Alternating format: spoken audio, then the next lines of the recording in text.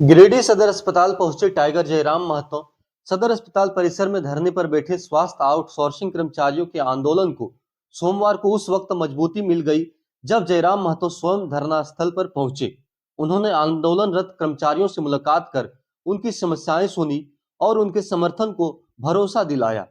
इस दौरान जयराम महतो ने धरना स्थल से ही राज्य के स्वास्थ्य मंत्री इरफान अंसारी को फोन से बातचीत कर मामले की जानकारी भी दी। आउटसोर्सिंग कर्मियों की मांगों को गंभीरता से रखने का आग्रह भी किया। उन्होंने मंत्री को अवगत कराया कि वर्षों से स्वास्थ्य व्यवस्था को संभाल रहे आउटसोर्सिंग कर्मचारी आज अपने हक और अधिकार के लिए सड़क पर उतरने को मजबूर हैं। कर्मचारियों को संबोधित करते हुए जयराम महतो ने कहा कि स्वास्थ्य विभाग में कार्यरत आउटसोर्सिंग कर्मचारियों की 8 सूत्री मांगे पूरी तरह से जायज है और इन्हें अविलंब मान लिया जाना चाहिए। उन्होंने स्पष्ट रूप से यह भी कहा कि यदि शीघ्र समाधान नहीं निकला तो आंदोलन को और तेज किया जाएगा। बातचीत के दौरान उन्होंने मानदेय भुगतान, SIPF, सेवा सुरक्षा बकाया, वेतन सहित सभी मांगों पर त्वरित निर्णय लेने की मांग रखी।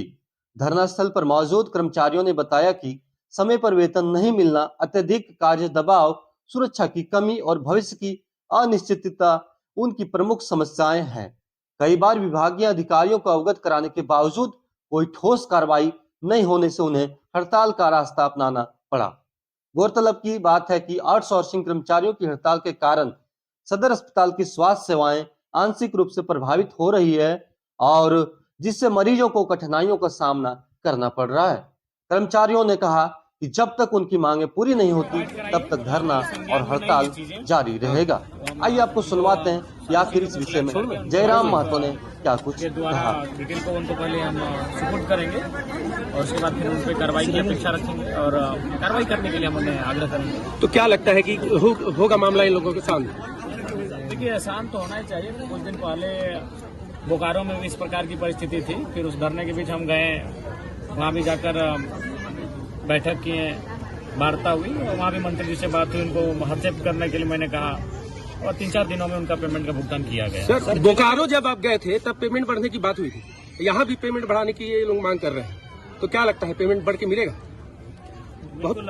देखिए, अगर इनकी मांगे जायज है तो निसंदेह उस पर उस दिशा में कार्य करने की आवश्यकता है और हमारा जितना भी सहयोग करना होगा, प्रयास करना होगा, उसके लिए हम पीछे नहीं हटेंगे। सर, जिले में दूसरी बार है विरोध, इससे पहले भी एक बार SDM से मुलाकात भी हुई थी। उस समय भी पहला कुशलाकालीन कर्मियों को काम पर लगाया गया था, इस बार फिर ऐसा ही क्या कुछ मामला आएगा क्या? देखिए, हर बार हर एक जगह यही चीजें देख रहे हैं, खासकर जो आउटसोर्सिंग एजेंसियों के माध्यम से संचालित कर्मी है।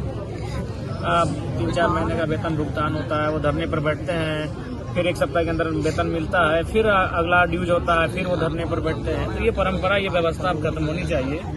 या तो आउटसोर्सिंग एजेंसी को काम करना जो ठीक से काम करे है, नहीं तो सरकार को इस पर पुनर्विचार करे। सर, बगोदर विधायक का एक वीडियो आउटसोर्सिंग वाला मामला वायरल हो रहा था, क्या कहेंगे इस पर? हमने नहीं देखा है, वो तो आप जानते हैं, उस पर हम क्या कर सकते हैं। ठीक है, PF और सब कुछ बढ़ के मिलना चाहिए, इस पर क्या कुछ कड़ी कार्रवाई होनी चाहिए इस मामले में? देखिए, सिंपल सा बात है, जब भी कोई वर्कर कार्य करते हैं, अपनी सेवाएं देते हैं और उन सेवाओं के क्रम में चाहे ये आपकी जो भी सुविधाएं होती हैं, वो सुविधाएं उनको मिलनी चाहिए, वो उनका जेन्युइन हक बनता है। इस पर किसी प्रकार की कटौती नहीं होनी चाहिए, ना ही कोई कोताही बरतनी चाहिए। इनके 8 मांगों को अगर पूरा नहीं किया गया तो जेल कैंप की आगे की रणनीति क्या होगी? देखिए, ये केवल जेल कैंप का विषय नहीं है, तो सभी का विषय। स्वास्थ्य कोई किसी राजनीतिक दल का विषय नहीं है, ये तो हम लोगों ने इनको समर्थन किया है।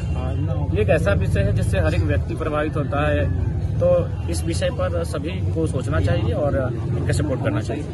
सर, एक दूसरा इससे हट के मामला रोको। जो भी हक है, आप ये अगर मान के चलिए, सरकार से मतलब आपका अपना सही होगा, आप भी अपना बात को रखिएगा, थोड़ी आपको हटा दिया जाएगा। नहीं, इसको आप इस पर विचार कीजिए, बैठिए। कब तक आप विचार करते हैं? शाम तक।